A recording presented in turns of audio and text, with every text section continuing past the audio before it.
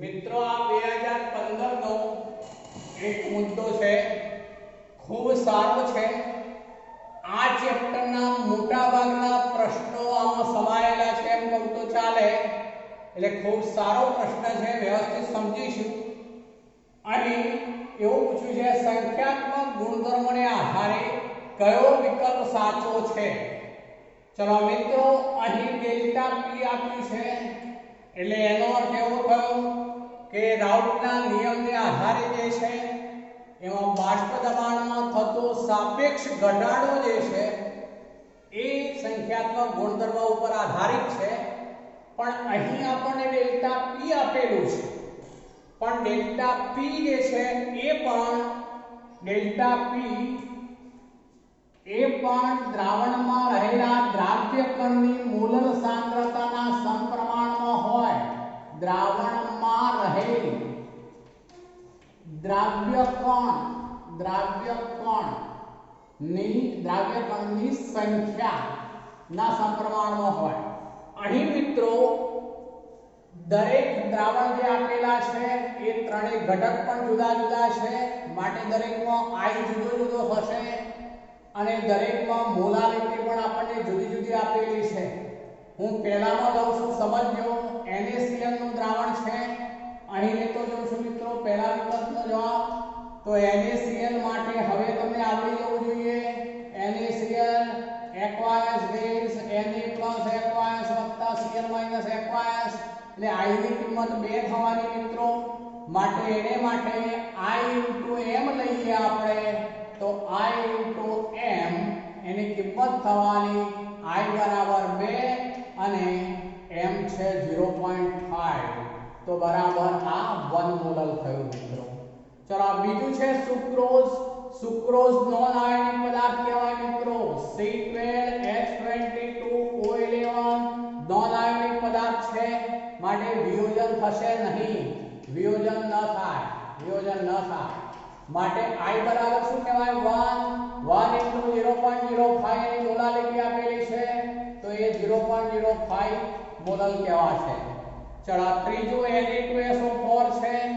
Na2SO4 માટે અહીંયા સાથે લઉં છું મિત્રો, Na2SO4 aqueous આયનીકરણ થવાનું 2Na aqueous SO4 2 aqueous, એટલે મિત્રો અહીંયા I થઈ 3, તો I * m લઈએ તો 3 ગુણ્યા 0.5, તો બરાબર શું થઈ ગયું 5 તારી 15 એટલે 1.5 મોલર થઈ જશે મિત્રો।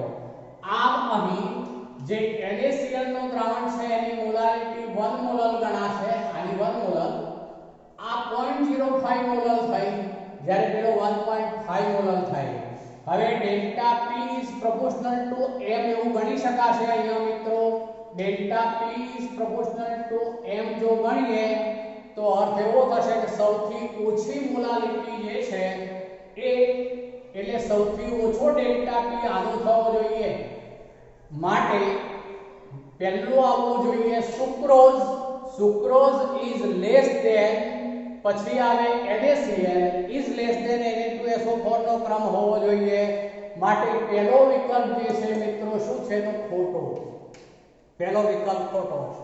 ચલો બીજા વિકલ્પ ઉપર જઈએ છે, ડેલ્ટા Tb આપેલું છે, એટલે કે ઉત્કલન બિંદુ ઉન્નયન। મિત્રો એમાં પણ દરેકની મોલારિટી જુદી જુદી આપેલી છે, એટલે હું પહેલા આયનીકરણ બતાવી દઉં છું। BaCl2 aqueous, તો Ba2 aqueous twice Cl aqueous, આ તો તમને સમજાવવા માટે હું આખું જુદું પાડું છું મિત્રો। હવે આયનોની સંખ્યા તમે ડાયરેક્ટ ગણી શકશો કે Cl2 અને Ba, એટલે I બરાબર 3, એટલે 3 ગુણ્યા 0.2 into 3, તો 3 ગુણ્યા 6 0.6 મોલર થઈ ગયું મિત્રો, એવું કહીશું। ચલો બીજું NaCl છે, NaCl માં I ની સંખ્યા 2 ગણી દઈશું આપણે, આગળ જોઈ ગયા એ પ્રમાણે, ગુણ્યા 3, તો 0.3 ગુણ્યા 2 થાય, એટલે 3 ગુણ્યા 6 એટલે એ પણ 0.6 મોલર થશે। ચલો AlCl3 વાળામાં મિત્રો શું થાય, હવે મોઢે આવડી જાય, બોલો Al3 પ્લસ વત્તા 3Cl માઈનસ, Al3 પ્લસ વત્તા 3Cl માઈનસ, એટલે I ની કિંમત 4 થઈ મિત્રો, તો તો 4 ઇન્ટુ હવે કેટલા કરીશું એમાં 0.3 એટલે બરાબર 4 તાલી 12 એટલે 1.2 મોલાર મિત્રો। એટલે એનો અર્થ એવો થયો કે આ બંનેની મોલારિટી સરખી થાય છે મિત્રો। જુઓ જે બે વિકલ્પ શરૂઆતના છે બંનેની મોલારિટી કેવી થઈ સરખી, જે ગુણાકાર કરીએ તે સરખો થાય છે। BaCl2 છે તે અને NaCl બંનેમાં સરખો થાય છે માટે આ લેસ ધેન નું ચિહ્ન હોઈ શકે નહીં, આ બરાબર થાય ઇઝ લેસ ધેન પેલું થાય બરોબર છે, બાકી આ લેસ ધેન નું ચિહ્ન આવવાથી આ પણ ખોટું। ચલો મિત્રો ત્રીજું આપ્યું છે અભિસરણ દબાણ પાઈની વાત છે। ચલો હવે એમાં 1% સુક્રોઝ, 1% ગ્લુકોઝ, 1% યુરિયા। મિત્રો આપણને દરેકના ટકાવાર પ્રમાણ આપેલા છે એટલે અર્થ એવો કરીશું કે W/W ના મૂલ્યો અથવા W/V પણ ગણી શકીશું। અહીં અભિસરણ દબાણ છે એટલે મોલારિટી લેવી પડશે એટલે W/V છે એવો અર્થઘટન કરીએ છીએ। તો અર્થ એવો થાય કે 100 ml દ્રાવણમાં આ 1 ગ્રામ સુક્રોઝ છે તો આપણે દરેકની પહેલા મોલારિટી શોધી કાઢવી પડશે। મોલારિટી શોધી કાઢવી પડશે। પહેલા સુક્રોઝ માટે શોધીએ છીએ તો મોલારિટી M બરાબર આ દ્રાવ્યનું ગ્રામમાં વજન છે મિત્રો, તો આપણે M બરાબર લઈશું 1000 ઇન્ટુ W2 1 ગ્રામ ગણીશું મિત્રો। સુક્રોઝ જે છે C12H22O11 એટલે એનું મોલર દર થશે 342 ઇન્ટુ આપણે W/V લીધું એટલે 100 ml દ્રાવણમાં એટલે આ કદ થવાનું 100। તો આ પહેલા દ્રાવણ માટે આપણે શોધી કાઢ્યું મિત્રો, એનું મૂલ્ય થાય છે કે ચોક્કસ સમજવા માટે એની વેલ્યુ કાઢેલી છે 0.029239। चलो એ જ રીતે હવે ગ્લુકોઝ માટે શોધી કાઢીએ તો M બરાબર 1000 ઇન્ટુ એ પણ 1 ગ્રામ છે ભાગ્યા 180 ગ્લુકોઝ નું મોલર દર ગુણ્યા 100। ચલો આ મિત્રો વેલ્યુ થાય છે અને M2 કહી દઈએ, આ M1 કહી દઈએ વેલ્યુ છે એટલે તો એ છે 0.0555 એ રીતનો જવાબ થશે મિત્રો। ત્રીજું લઈએ છે યુરિયા માટે તો M3 બરાબર 1000 ઇન્ટુ 1 ભાગ્યા યુરિયાનું મોલર દર 60 ગુણ્યા 100 તો આ વેલ્યુ થાય છે મિત્રો 0.1666। મિત્રો અહીં સમજાવું છું, જુઓ મેં તમને ચોક્કસ ખબર પડે એટલા માટે આ મોલારિટી આ જે મોલારિટી છે એના દરેકના ચોક્કસ મૂલ્યો શોધી કાઢ્યા છે। હવે આપણે અહીં અભિસરણ દબાણ હોવાથી પાઈ is proportional to C એટલે જ કોન્સન્ટ્રેશન એટલે જ મોલારિટી, જેનું સાંદ્રતા વધુ હોય તેનું અભિસરણ દબાણ વધુ। તો મિત્રો અહીં સાંદ્રતા સૌથી વધુ કોની છે જુઓ તો સાંદ્રતા સૌથી વધુ યુરિયાની છે માટે યુરિયાનું અભિસરણ દબાણ સૌથી વધુ બરોબર છે મિત્રો। ચલો બીજા ક્રમે કયું આવશે તો આવશે જુઓ ગ્લુકોઝ નું, તો બીજા ક્રમે ગ્લુકોઝ બરોબર મિત્રો, અને સૌથી ઓછું અભિસરણ દબાણ કોનું થશે સુક્રોઝ નું, જુઓ બરોબર, માટે આપણો વિકલ્પ C સાચું છે મિત્રો। 1% સુક્રોઝ is less than, હવે ફરીથી બોલું છું 1% sucrose is less than 1% glucose is less than 1% urea, એટલે આપણો આ જવાબ થયો એ C થશે।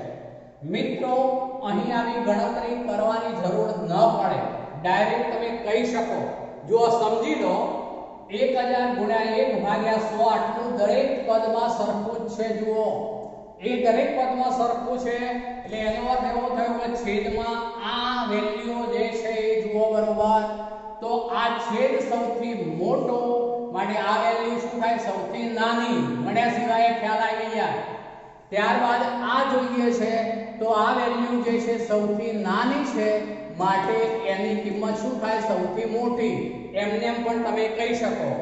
આ વેલ્યુ બેની વચગાળાની વેલ્યુ છે માટે આ વેલ્યુ બંનેની વચ્ચેની વેલ્યુ થાય માટે એનું અભિસરણ દબાણ વચ્ચેનું થાય માટે આવી ગણતરીની ઝંઝટમાં ન પડ્યા હોઈએ તો પણ ખ્યાલ આવી જાય પણ મેં અહીંયા તમને બરોબર સ્પષ્ટ ખબર પડે એટલા માટે મેં ગણતરી દરેકની કરી છે ઇન્ડિવિડ્યુઅલ જેથી તમને બરોબર સાચો ખ્યાલ આવી જાય કે આ જવાબ થાય છે બાકી ગણતરી વગર પણ તમે કરી શકો ડી ની વાત કરી લઈએ મિત્રો અહીં દરેક 1 મોલર આપેલું આ બે 1 મોલર આપેલા છે પેલું 0.2 મોલર છે ગ્લુકોઝ નોન આયોનિક પદાર્થ માટે એમાં શું થઈ જવાનું delta TB is proportional to Im થવું જોઈએ ચલો એમાં I1 M1 એટલે કે એની કિંમત થવાની ખાલી 1 Im એમાં 1 થયો ચલો બીજાની અંદર NaCl તો આમાં 1 ગુણ્યા 2 થશે એટલે એમાં 2 થશે મિત્રો ચલો ત્રીજાની અંદર જે છે BaCl2 છે એટલે આયનોની કુલ સંખ્યા 1 અને 2 એટલે 3 3 દુના 6 એટલે 0.6 થાય મિત્રો મોલાલિટી હવે અહીંયા જુઓ આ દરેક પૈકી આની મોલાલિટી સૌથી ઓછી છે માટે તેનું ડેલ્ટા ટીબી જે છે એ સૌથી ઓછું થાય એ બરોબર છે પણ આ જે છે એમાં 2 છે એટલે NaCl વાળું જે છે સૌથી પહેલા આવવું જોઈએ તો અહીં આ ક્રમ ખોટો છે મિત્રો જુઓ ગ્લુકોઝ જે છે વચ્ચે હોય ને NaCl પહેલું હોય તો સાચું ગણાય પણ અહીં ગ્લુકોઝ પહેલા છે અને આ વિકલ્પ પણ ખોટો છે તો મિત્રો આ દાખલાની અંદર મોટા ભાગના સંખ્યાત્મક ગુણધર્મોનું મિશ્રણ કરેલું છે ખૂબ સારો દાખલો છે વ્યવસ્થિત સમજવા જેવો છે હવે મિત્રો આપણે બીજા એક પોઈન્ટ ઉપર જઈએ છે અહીંયા એટલું યાદ રાખજો મિત્રો અહીં આપણને ડેલ્ટા ટીબી પાઈ અભિસરણ દબાણ કર્યું હતું જેનું મોલર દ્રાવણ સાંદ્રતા C વધુ હોય તેનું અભિસરણ દબાણ સૌથી વધુ થાય માટે પેલો સુક્રોઝ યુરિયા આવશે અને ગ્લુકોઝ આવે આ બાજુ સુક્રોઝ આવે ચલો હવે લઈએ છે બીજો 298 કેલ્વિન તાપમાને CO2